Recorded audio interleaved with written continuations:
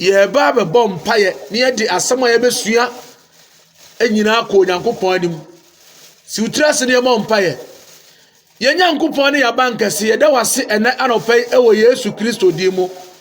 unyame oya okese emra ye koda Awurade ne anim sa adepa bi be chi ye empokun ye fa so da Awurade ye hunu ye hu yan se ade a chi ye Awurade ye da wase ewo Yesu di mu emra ye di wasem ebe ma wotie for Awurade bom paye ye gya akoma bi a hye wonsa Awurade di obonsem aprim na koma ye bom paye se Awurade asem be kwa na wiye ye no manipa kora de ne ho de obonsam de koda na bi atoro so de obonsam de yale atoro so Awurade minim se usoma wasam se enkongo se yale na enkogi nipa ni firi na ma ne mu yenim se asem ni besi be wi Awurade no ama wasam no ase nipa kora yale no ama wasam no asiesie nipa nyinala e de wase so betie mpaebo asedanka odin ewo Yesu di mu nti ne ebo mpae enyina nka se amen ene anopai ya so ne tie onyame asem a ye de brew ene anopai fa Bible na fa book na fa pen ne menya ntobo ase memmo quotations ama wate niema bi ase ene ye wo mere kakra a ye betimi e de akyerekere niema bi maboa ama quotations ye beboa enti fa pen se wo se wo tie me na pese onya bibi fro nyame mu a na wo dem na wonya nsole ana se wo pra fa pen na fa book de be kan biala na wa twere ye wi a enim se e beboa na wo so onya adaje na osua emra ye nche ho no ye besua asem bia wato din se amanaman nyina wusole ne atemuo amanaman nyina ewusole ne atemuo onuadofo okura wabusa se na asema di be kura de aman nyina wusole ne atemuo ai hunu se owusole ne wo ho so wu a enka achi wate wo be sole na ne oyeye nyina hunu se okwa akobu hu akonta okwa no akobu hu akonta de wodu abra boba yeye ne wo be ye na sase su nyina la akaka krabi so wonya maya Yesu Kristo ebe sane na numonyam Yesu Kristo oba be sane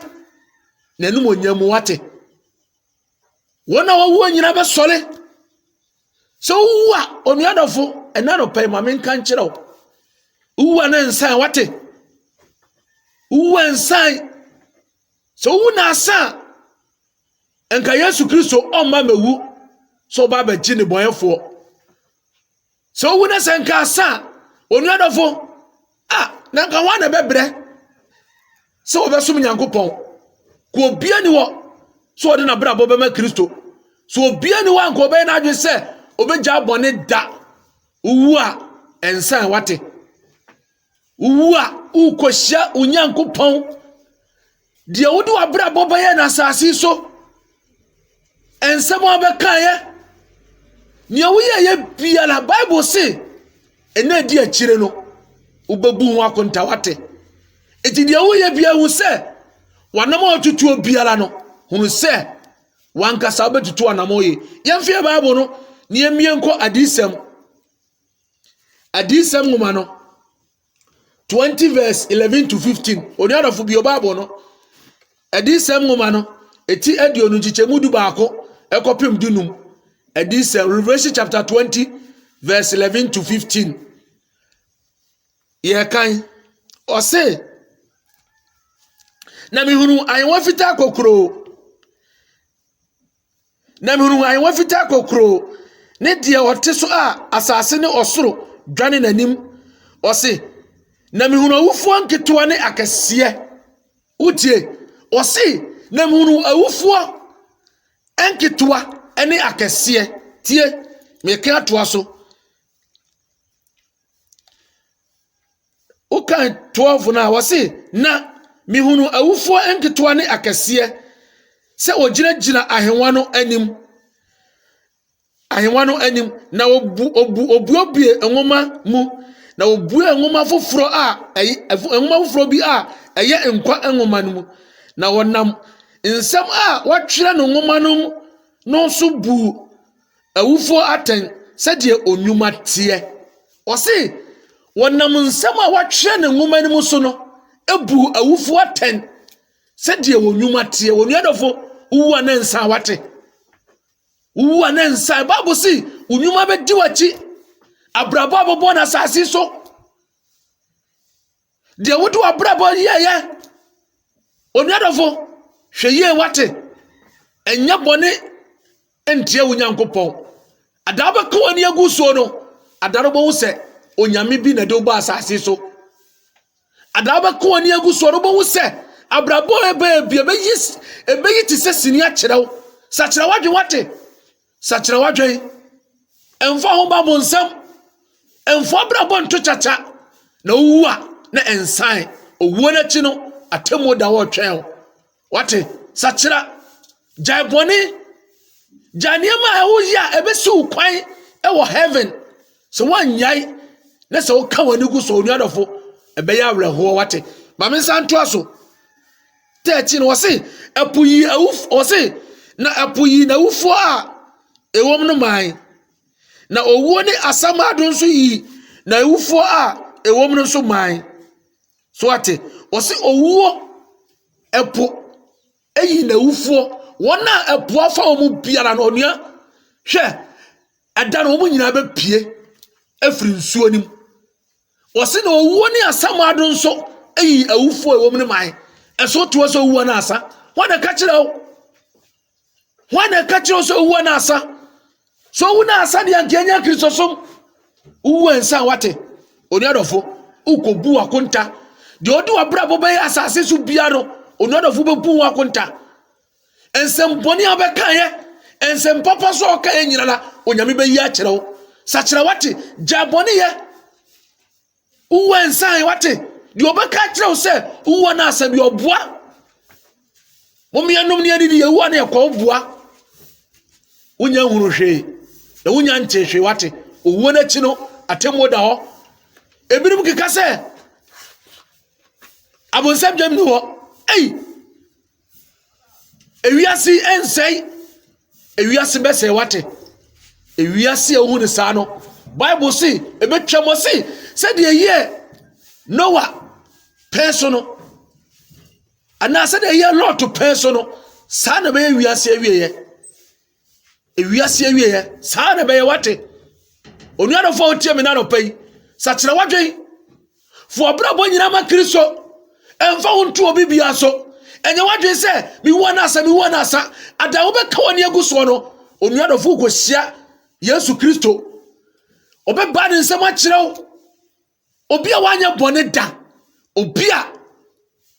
wanyɛ bɔne da me no umie ne bɔne nti Bible say ye kan impre ye hyɛ ne dadeɛ kyɛ onuadɔfo otie me ma Yesu Kristo mogya obɛhwɛ gu ayɛ kwana amane nya kwa wɔ abrabɔ mu ate sakyerɛ gyae bɔne gyae dwaman gyae konkonsa onuadɔfo deɛ woyɛ enti wogye ho di sɛ ɛnɛ Yesu ba wo ne bɛkɔ akɔto nsa didi anaso owuo to a asɛm bɛ na wobɛka yɛ obusa ho sɛ na wote so obi awu yɛ na yɛ na obusa ho sɛ me na to me a asɛm bɛ na mɛka okan 14 na wɔse na wɔna wɔse 14 wɔse na wɔto owuo ne asamado twere ogya tadeɛ nim yɛn ni owupre no ɔse 15 no tie haye ɔse na obiala wɔahunu no sɛ ɔde na hyɛ nkwa goma nim no ɔto no twere ogya tadeɛ nim obiala wɔahunu no sɛ ɔde ne din ahyɛ nkwa goma nim no udi wɔ nkwa goma nim ɛna nwumre Nyankopɔn se memusaw sɛ udi paa wɔ nkwa goma nim abonsam da bibo onuadɔfo gyaneje wo kura nka wate dwaneje wo kura nkwa entrewo na manya bɔne ogya biba dwane wate dwane na je wo kura nkwa ɛmfa ho nto nipa so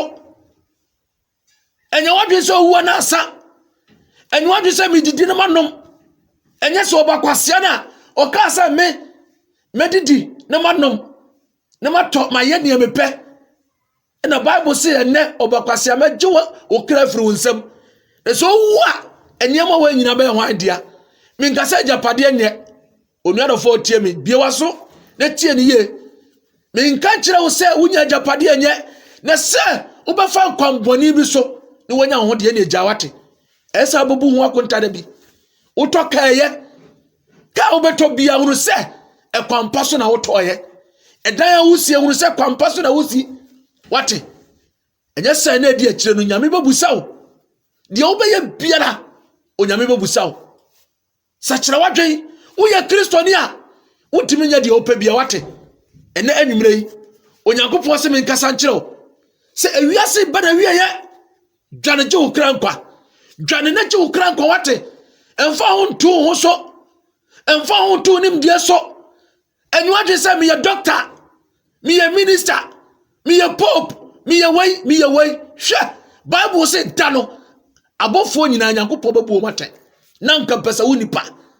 empesa wo sofo enka pesa wo hene onuado fo wo tie me bible say wiase ba na wiye dwane jo krankwa wo se dano enipa bebrebe ka se awurade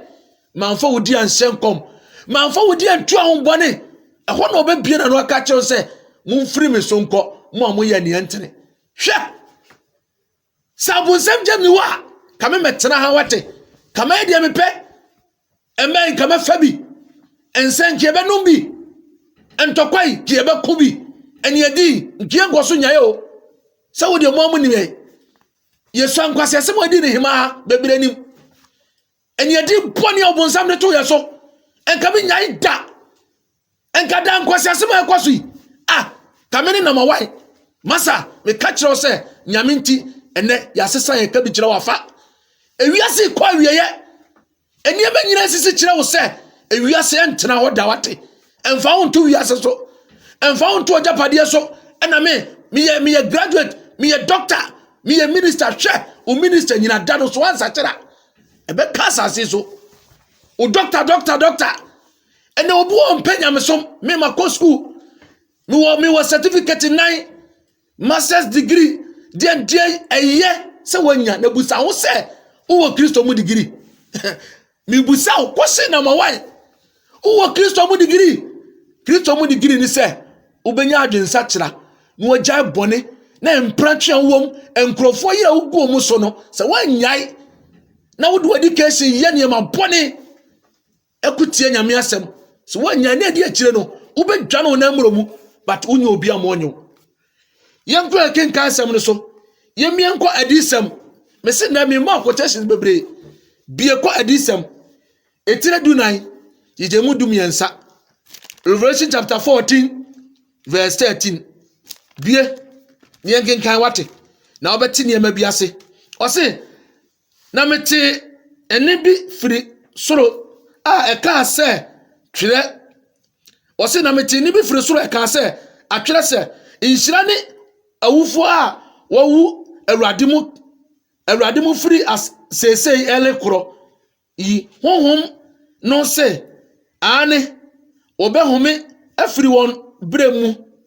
na won nyuma di won achi wate unyuma ebedi wachi wate unyuma abraba obona sase su biala ebedi wachi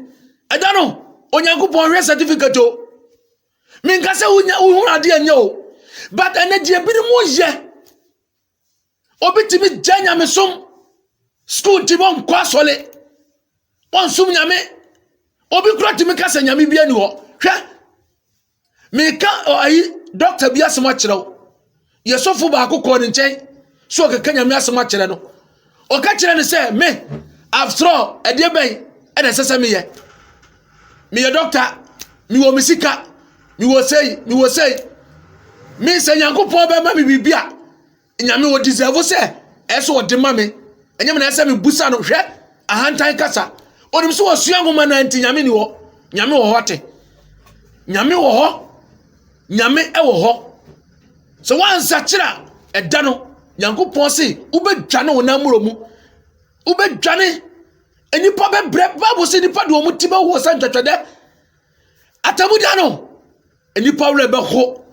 wona wura be ho nyina kire se osum Kristo wanya adwensa kira osum Nyankopon o ma bro papa hwe tie da bia meka me se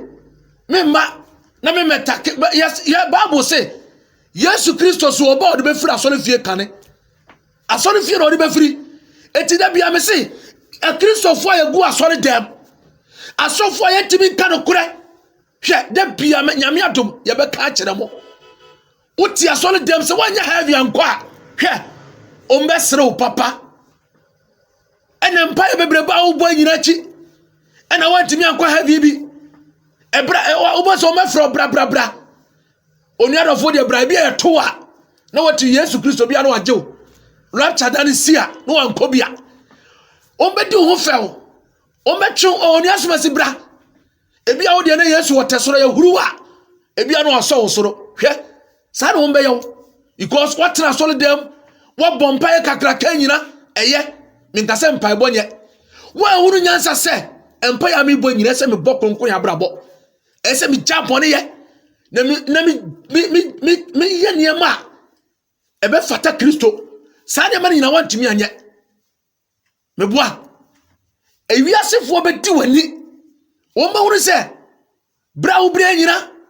wanya bia nkode a ene bra ne nyina entrase na masa wuru se eda no ahotoni wo wate eda no obesu Bible si nipa be twere won se nipa be twere won se nipa be suwate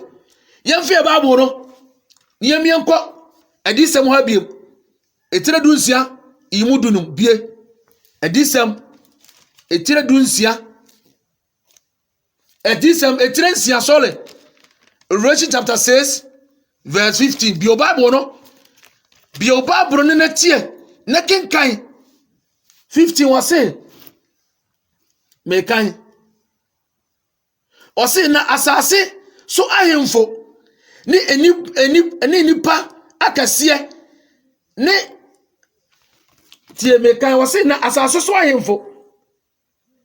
ni enipa akase ne asafo hene ne adefo ne ahodenfo ne nkoa ne achi adehye nyina huntai abodan no swate wose asase he aso ahemfo enimu atitire enimu adehye omunyina huntai Bible si omu dwane eda no ahenia bia ni ho kan wo de kan ho eda no Nyankopon si ahenia bia ni ho we dwane we fa ne we fa wose da no enipa nyina be dwane te say yi no America huntu bi da Bible say enipa be dwane but ehfa na odwane akọ ehfa ena odwane akọ ehfa ena odwane akọ sachira wadwe wate ose tistin wose na wakachire no wakachire emipo ne abotan no se monhwe yan so ho enipa be ka kire abotan ne emipo se monhwe yan so hwe enipa wieye adwensa kire wanyanti afa enipa de wo ekohuntan ebotan se afa ebotan na hwe so ho sachira wadwen enedi akire no onuadafo enipa be dwane sachira fa homa Kristo jai bone ye jabrabo bone ya ubo jai dwama ya ubo jai nsanom ne krono deso wan hweye na wu bone ni mu a onuadafo unya no yie wate unya no yie onyame babusawo de odu abrabo be ye de wote abrabo be ye oya kan 17 no Revelation chapter 15 6 verse 17 or say every say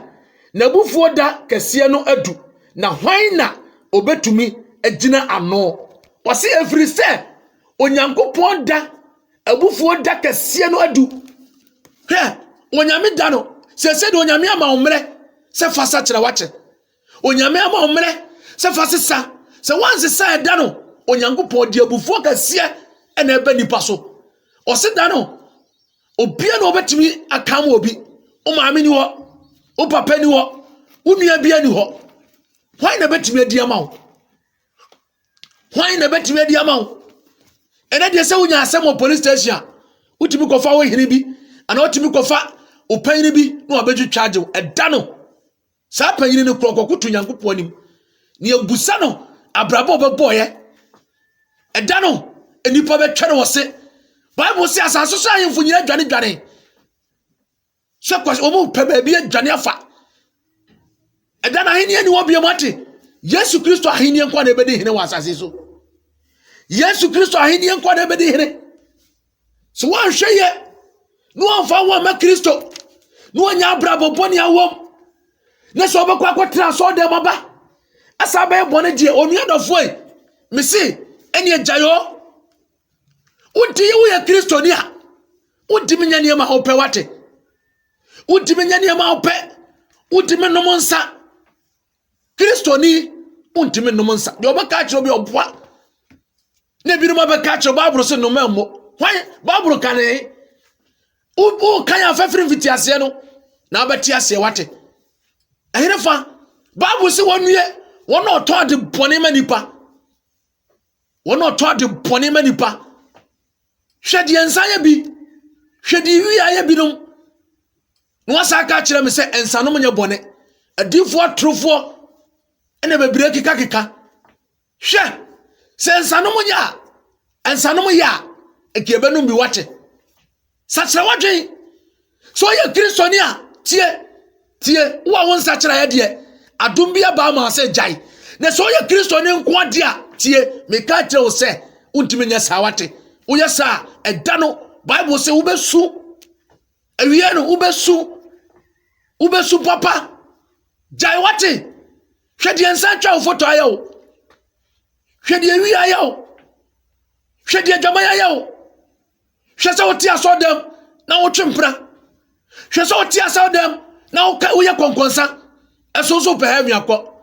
enye heaven na nyankopọ kan ni bia enye sa heaven no bia wate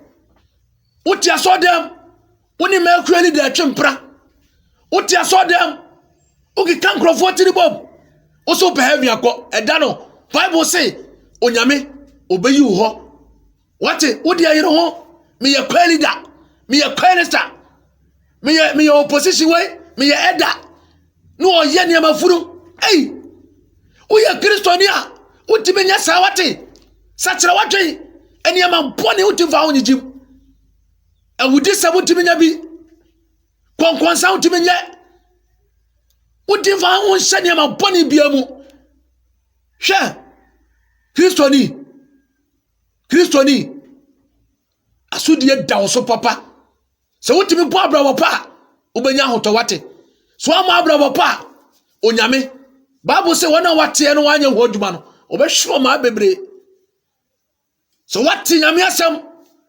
na odi oso bebu ani aguso ubeye de opa Bible say awie no onyame bebusa wo eda no obi ani obeka ma obi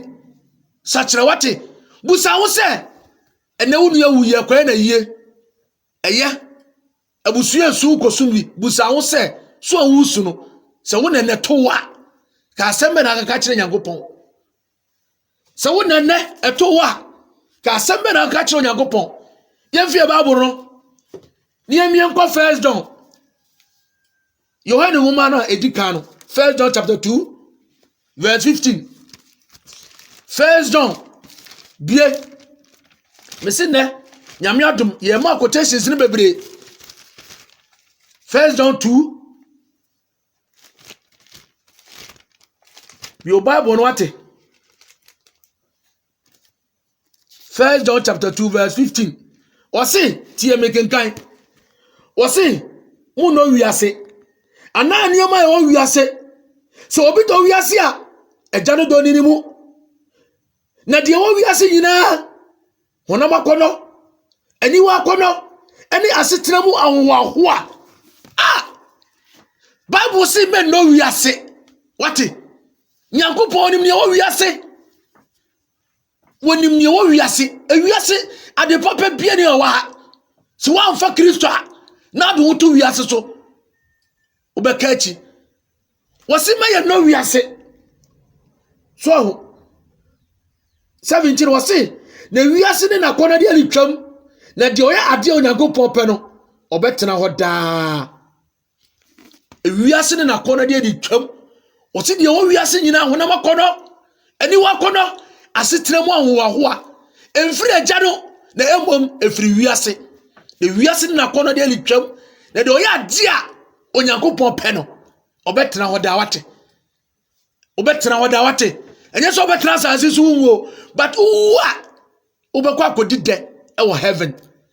enti ubenya nkwatentere ama okra eternity enadi akire no onyankopon be sue wasundie mu ate eno wiase hwene ma ekoso wo wiase enyo basa ne ma boni na nipa ye na wodi wiase achi se wodi ho ato wiase so wodi ho ato wiase ne ma so unya bieye eye but emfa kwambone so mpe wate onyame a obo wo no sa nyame no obema ne wo pe wate empre wo ho ewa abrabamu emwani mi obi ade wate ye papa ne bo ho moden onyankopon odo de bema wate sachira emwani mi obi kuru eyire mi na menya ya aka mepe na nipa somasi onyankopon ka kire wo se onko na eso wale kane na ani brenti enanipa e do muti pempem ani bre se nipa ma enam ne senti nipa huru onyankopon ni madom boni pesamin kumnya kunsum empapemu titini pantem odoni asase so enipa ni do ma onua oti asodem so pe heavy akọ uni do uni nkabom kunsum wo so ni nyina de ti asodem oso pe heavy akọ sachira wate ene adi akire no onyankopon bebusa de odo abrabo be yeye ukika ni patri bo mu ana onyamo bebusa onua no onua bi nete so na mo ukika omutri bo wate jade wo ye no o Kristo ni nyasa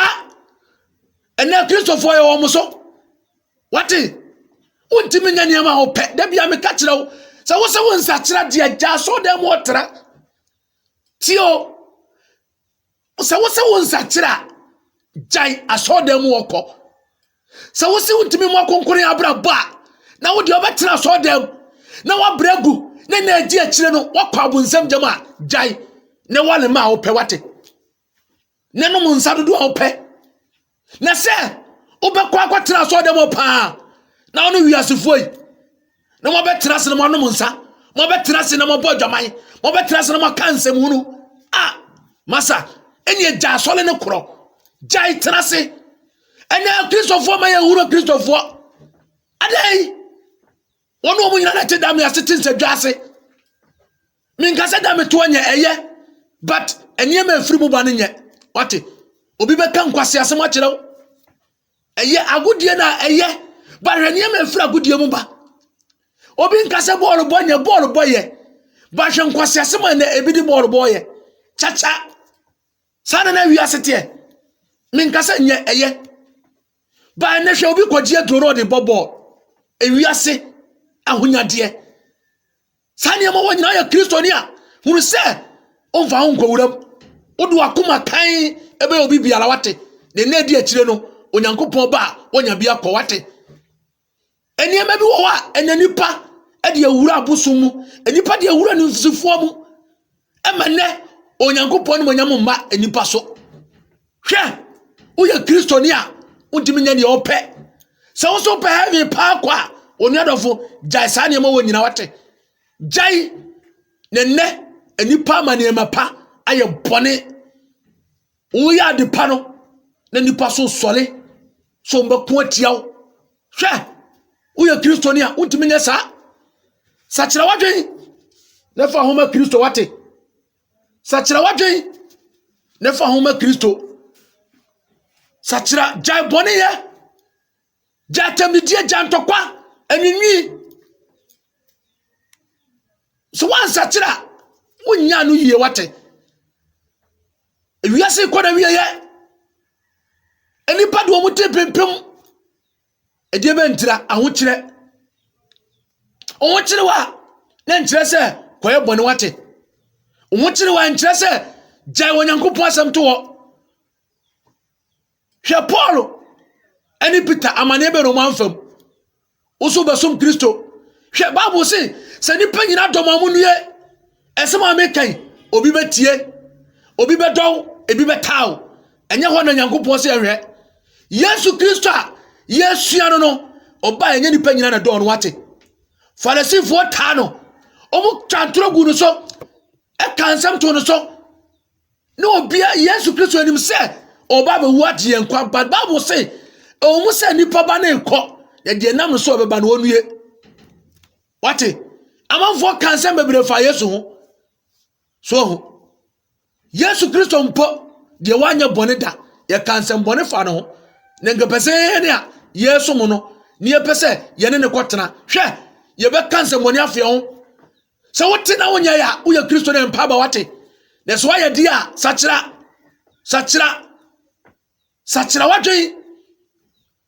wadwen wate enkwaji ngrofo kuru wate ne ba nyame se me kasa nkyerɛw wada waji ngrofo kuru Bible se no me da wo so emfiri won koda emfa won mpa ya bobo me ka kyerɛw so waji obi kuru amene enipa kuru ne me bre tie me kasa se onyansafo wate nyankopɔ se me ka kyerɛw waji obi kuru amene ne me bre usoro tia so dem ena heri baba tori mama adai ukasa sa ne nyame na de o bregu o twempra usoro na cartons num guasini usoro na kan grofo so num guasini o tia so dem hwekai sa de sum nyame a kame me metra no kura na me ka kyerɛw waji obi kuru amene ne me bre wo disikane bro nenne ne manya duane ni no omusu obani ke kan na wo be ma ne buno why say basa no sa kwatra so dem hwe trafie masa trafie nyame ya som no enya bi na wo som bosom wate o som bosom wate unu obi yire na tiwo jai ni bakro yire ma no wate jai nyankopɔ se men kasa nkyerɛ na no pɛi wontimi nyɛ saa woyɛ wiase ni ame ene ɛhɔ de opa bia betimi ayɛ because wo do ho asi wo sɛ wo de obɔ afɔde ama bonsam ɛma wo betimi afa de opa wate ye ne nadi akire no onyame so babusa wo ne so yɛ Kristo ni sɛ wo bɛha bia kwa Bible say saa de ma wanyina dwane gye wo kra nkwa ɛna wo kurani bi su wo kurani bi bre wuti krodua mu ha wayɛ ho abusu apanyini obi kyese ana wuti baby me kasa kyerɛ sɛ nyansafo obi ewu agya ne yere ne ne ma ɛdan mienum yensa wayɛ ho abusu apanyini ayɛ panyini wakɔgye dan afiri ɔba ne nsam kurani ne nsam kurani ne bre sɛ wuti krom ya na so wayɛ saa de ne bia Bible say no me da so wan bra pawo de wan hwɛ ye ene de akyerɛ no onyame obabusa wo na nyi wadwe sɛ heaven ho obɛventa ho wama kurani bi bre wama kurani bi su wayɛ yawie wabuka gu kurani ne so wasa akɔtra so dem wasa gye kurani na japade hwɛ Kristo ni utimi nyɛ sada nyame se men kasa nkyerɛw sakyera wate sakyera wadwen ene wo no obi na wadwumam ni promotion so obɛsan ama ne nti wo sɛ gisame ne da Kristo ni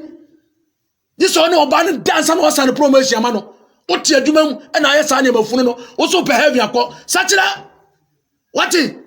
ena adwumam panimfo bebre diso ne oba ne da aso no mara adwuma nyame bo busaw ne oba no so ne gimi nti no watu ne Kristo so ma twene no one na koda no okuru te ho because of adwuma nti hwɛ nyame bo busaw nyame oba busaw wate adwuma mpanyina wo yɛ saa sakyera wate sakyera enya saa obemu obi adwuma agye sɛ wo ne na dansa ena ma no so gimi nti ebi no mu gimi nti no ode ne ho akoma bɛɛma no adwuma na oni nipa koro yale ɛwɔ no ho hwɛ ye wate hwɛ Sheye wate na Kristo oba. So wansa kira onyame obabusa wo. So wansa kira onyame obabu atan. Sakira wadwe. Bible se men kasa nkira wo. So ye Kristo ni a untimi nya de opɛ. Sa ne ma me bobɔ so nyina untimi nya bi wate. Untimi nya bi da. Onyame se men kasa nkira wo. Jai boni ye. Jai boni ye. Fa homa Kristo. Fa homa Kristo wate. Awali jai ye boni jai. Enye wadwe se wo wale obeja wale. Asofo bi nka nkira mo. Asofo bi nka nkira wo. Mistake kakra ba wa pam oba no. Ene wakofo mpra ene na betra fie. Obu so ye Kristo ni. Asofo ntimi nka nkira wo. No san nya asofo bi. Amo asako hira wale foforo so ma wo. Hwe. Obu ntimi nka no kra nkira wate. Bible say de ya wale ye gya no. Ense so obi ya wale no wate. Ene nwumre Kristo ni me kasa kira wo. Me si me metra e me kasa enkyira wiasefo nko o. E Kristofo na ye nyina na yesi ye Kristofo. Wa bo e boni e koso wa na eye. Eja Kristofo na eye. Wa wale no gya oba na to baby. Woni na wo miensan nan, wo gya no, wo pam no, ogofo ba afro. No nya azan sofo. Sofo nka no kure, no osako hira wale no so ma. Eye boni kenkan Bible, wo nsua nyame asem. Bible said ye ya wale ye gya no ye ma na wale gya ngoma. Eni kwa so bia wale no. Wati? Enam boni ti sofo benya osika di nti. No adi osika no akohira wale no so ma. No me da so. Wa mo bi be bre. Obi yire ne ma, omusu. Etiti wati be ma na boso. O de na be hye wo dem. Wati nyame se me munsa wo. Sakira. Sakira wadwen. Sakira onu adofo wiase kwa wieye. Wan hwe ya. Ubekachi. Ubekachi. Wamo obi tinisuo. Wamo obi tinisuo. Aki kanse matu obi so saa. Yedi nipa na kwa jina court. Mi hweye. Enkonto mponya wate. Enchantro ntuni aso. Eso chantro tuni aso a Onyankopon obabusa wo. Se wo chantro tuni aso a Onyankopon obabusa wo. Obabusa wo. Ewie da no. Enipa nyina besu. Ubedwane batu nya jefo wate. Ubedwane batu nya nkwa. Ubedwane. Hwe. Umani ema nyina kachi obra bom ana. Ema nyama nkachi wate. Sakira. Jabone ye. Jai nantiri chucha. Jai konkwansa. Kristo ni, you can't do that. Utimi nyesa wate. Utimi kwatra obi kurun wate. Uwa ufua unya garden wate. Uwa ufua unya garden wate. Sakira wate. Bible say, Kristo ni oyire ese baako. Uye Kristo ni untimi wale mienu wate. Uso behavior kwa untimi wale mienu wate. Onyame se menkasa nkyerɛw. Awale mienu ya bone. Wate? Kristo ni untimi nya saa. Kristo ni untimi nya saa. Sakira. Sakira wate? Sakira. Medima samba na wiye. Sakira wadwen. Ne wiase kwa wiye. Sakira wadwen fa homa Kristo. Ne gya bone wate. Na Onyankopɔn bɛgyew. Obeyi wa firi saa nneɛma wɔ nyina mu. Wate? Bompaye ne tuwa na makonkron. Na Onyame bɛboa wo. Enkotra so dem ma. Enkobɔ mpaye ma ensa ma meye nneɛma funu wate. Ne se wo gyae saa nneɛma wɔ nyina. Onyame a oye nipa ye no. Saa Nyankopɔn no obeye oye wate. Onyame nhyira wo. Wanya okese. Onka ho. Ye bɔ mpaye. Ye bɔ mpaye. Ye Nyankopɔn ne abankase de wase ebiem wɔ Yesu din mu. Wona madom so Awurade amede wasɛm ba. Me gya matiefo nyina hyɛ wo nsa. Awurade wona wagye asɛm no ma ne nye omumu adwuma. Empo de wakɔgye obi yira wone ne te Awurade me bɔ mpae sɛ saa nipa no mani nu no ho na omfiri mu. Yede wase so otie mpae bɔ. Obi biara yale da no so, kodana da no so, abebrese da no so, ene wase opeso okɔhyɛ ne ho akɔmfo. Awurade me bɔ mpae e ma saafo ni nyinara sɛ Awurade se sawo mu fro mu bɔne mu. Mede wase so obetie mpae bɔ o Yesu di mu nti. Amen. Said the American cano, and then someone what tea, a yenua, evangelist Ofoli, and a debremo, a wokɔ deeper life sɛ woni asɔre bi akɔ a me se ahana me wɔ no enye di pentina mo ha o enye roman ena enye assemblies ena enye pentecost nyame na asoma me enye deeper sofo na asoma me ena enye obi biala nyame na asoma me wate enti sɛ wodi o ma fa ebo brabo pa ne nyame be hyiraw nyame obɛhyiraw afesu ya bie message nsɛm a me ka bedro nwumere ubenya na YouTube and Facebook and you search Evangelist Opholia so want me antie bia na ya uda ubetimi a share na de ama wonu abi enti bedro nwumere ubenya na YouTube yankopon hyiraw wonye okase nyame hyiraw ye de wase so watie bye bye.